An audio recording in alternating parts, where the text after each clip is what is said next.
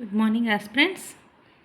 ఈరోజు ఏప్రిల్ 7, 2025కు సంబంధించి ముఖ్యమైన కరెంట్ అఫైర్స్ చూద్దాం. ఏప్రిల్ 7 ప్రపంచ ఆరోగ్య దినోత్సవం. ప్రపంచ ఆరోగ్య సంస్థ వ్యవస్థాపక దినోత్సవాన్ని పురస్కరించుకొని ప్రపంచవ్యాప్తంగా ఏటా ఏప్రిల్ 7న ప్రపంచ వరల్డ్ హెల్త్ డేగా నిర్వహిస్తారు. ప్రపంచ ఆరోగ్య దినోత్సవం ఏప్రిల్ 7. ఈరోజు సందర్భంగా వరల్డ్ హెల్త్ ఆర్గనైజేషన్ ప్రపంచ ఆరోగ్యానికి హాని కలిగించే సమస్యను తీసుకొని దానిపై ఏడాది పొడవునా ప్రచారం చేస్తుంది. 2025 కల్లా కాలానికి తల్లి నవజాత శిశువు ఆరోగ్యంపై ఈ సంస్థ అనేది దృష్టి సారించడం జరిగింది. తల్లి నవజాత శిశువు ఆరోగ్యంపై అంటే ప్రతి ఏటా ఒక థీమ్ను తీసుకుంటుంది. ఈ 2025 థీమ్ ఏంటంటే తల్లి నవజాత శిశువు యొక్క ఆరోగ్యంపై ఈ సంస్థ అనేది దృష్టి సారించింది. ప్రపంచవ్యాప్తంగా గర్భధారణ లేదా ప్రసవ సమయంలో ఏటా 3 లక్షల మంది మహిళలు ప్రాణాలు కోల్పోతున్నారు మరియు 20 లక్షల పిల్లలు పుట్టిన నెలలోనే మరణిస్తున్నారు. సుస్థిరాభివృద్ధి లక్ష్యాలలో 3వదైన అందరికీ ఆరోగ్యాన్ని 2030 నాటికి సాధించడంలో 5లో 4 దేశాలు విఫలమైనట్లు WHO పేర్కొంది.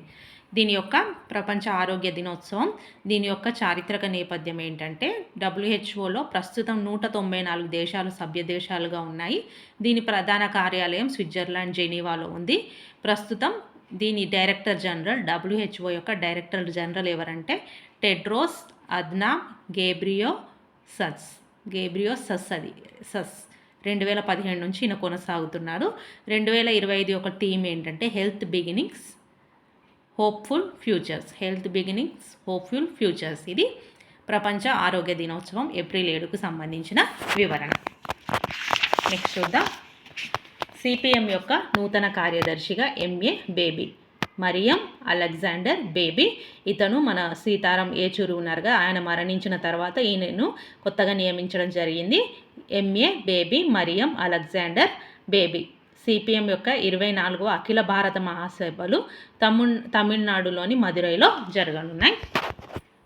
అదేవిధంగా పంబన్ బ్రిడ్జ్ను మనకు నిన్న శ్రీరామనవమి సందర్భంగా తమిళనాడులో మోడీ ప్రారంభించారు కదా, దాన్ని జాతికి అంకితం ఇవ్వడం జరిగింది. ఈ వంతెన పైన ప్రయాణించే తొలి రైలు ఏంటంటే రామేశ్వరం తాంబరం ఎక్స్ప్రెస్ను జెండా ఊపి ప్రారంభించడం జరిగింది.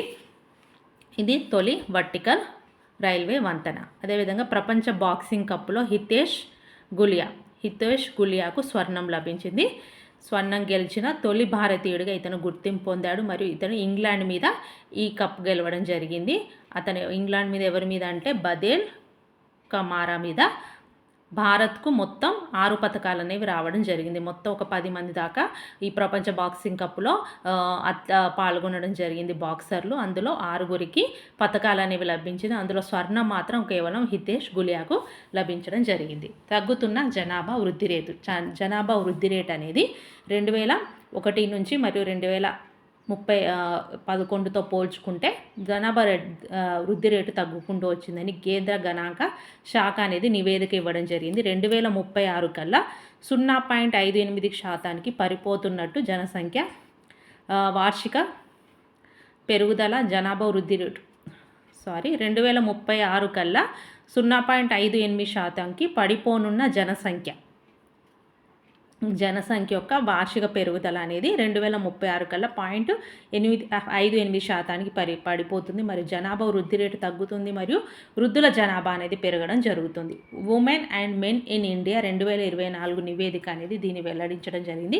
1971లో గరిష్టంగా జనాభా వృద్ధి రేటు ఎంత ఉందంటే 2.2%. అది ఇప్పుడు 2036 కల్లా 0.58% తగ్గుతుందని తెలపడం జరిగింది. 2011 జనాభా లెక్కల ప్రకారం మొత్తం దేశ జనాభాలో మహిళలు 48.5% ఉంటే 2036 నాటికి 48.8% చేరుకోనున్నారు. అంటే మహిళల జనాభా అనేది పెరగబోతుంది. అదేవిధంగా పురుషుల జనాభా కొంచెం తగ్గుతుంది. 51.5% నుంచి 51.2% తగ్గనుంది. అదేవిధంగా 1951లో గ్రామీణ మహిళా జనాభా 14.67 కోట్లు ఉంటే 2036లో 45.67 కోట్లకు చేరింది. అంటే పెరగబోతుంది. అదేవిధంగా పట్టణ మహిళా జనాభా 2.89 కోట్ల నుంచి 28.59 కోట్లకు చేరనుంది. 2036 లోపు జనాభా అనేది పట్టణ మహిళల జనాభా మరియు గ్రామీణ మహిళల జనాభా పెరిగింది. అదేవిధంగా మొత్తం మహిళల జనాభా కూడా పెరిగే అవకాశం ఉంది. పురుషుల జనాభా అనేది స్వల్పంగా తగ్గుతుంది. లింగ నిష్పత్తి కూడా ప్రతి 1000 మంది పురుషులకు 948 మహిళలు 2011 జనాభా లెక్కల ప్రకారం. కానీ 2036 నాటికి ఈ సంఖ్య కొంచెం పెరుగుతుంది, 952కు చేరుకున్నది. మోడీ థాయిలాండ్ పర్యటన అనంతరం శ్రీలంక పర్యటనలో ఉన్నారు కదా. ఆ శ్రీలంకలో రెండు కీలక రైల్వే ప్రాజెక్టులను ఆ దేశ అధ్యక్షుడు అనురా కుమార్ దిశనాయకతో కలిసి మోడీ ప్రారంభించారు. మహా ఓమన్ ధామ్ మధ్య 128 కిలోమీటర్ల రైలు మార్గాన్ని ప్రారంభించారు. మహా మరియు ఓమన్ ధామ్ మధ్య మరియు చారిత్రకంగా చాలా కీలకమైన అనురాధపుర నగరంలో మోడీ పర్యటించారు. మరియు జయశ్రీ మహబూది ఆలయాన్ని కూడా మోడీ సందర్శించడం జరిగింది. శ్రీలంక పర్యటనలో కొన్ని విషయాలు, ఇంకా కొన్ని విషయాలు అంతకుముందు మనం చూసాము. అదేవిధంగా కొన్ని కరెంట్ అఫైర్స్ బిట్స్ కూడా ఉన్నాయి. ఐఎస్ఎస్ఎఫ్ షూటింగ్ ప్రపంచ కప్లో భారత షూటర్ చైన్ సింగ్కు కాంస్యం అనేది లభించింది. ఈ పోటీలు ఎక్కడ జరుగుతున్నాయంటే అర్జెంటీనాలో జరుగుతున్నాయి. ఐఎస్ఎస్ఎఫ్ షూటింగ్ ప్రపంచ కప్లో భారత్ షూటర్ అయిన చైన్ సింగ్కు కాంస్యం.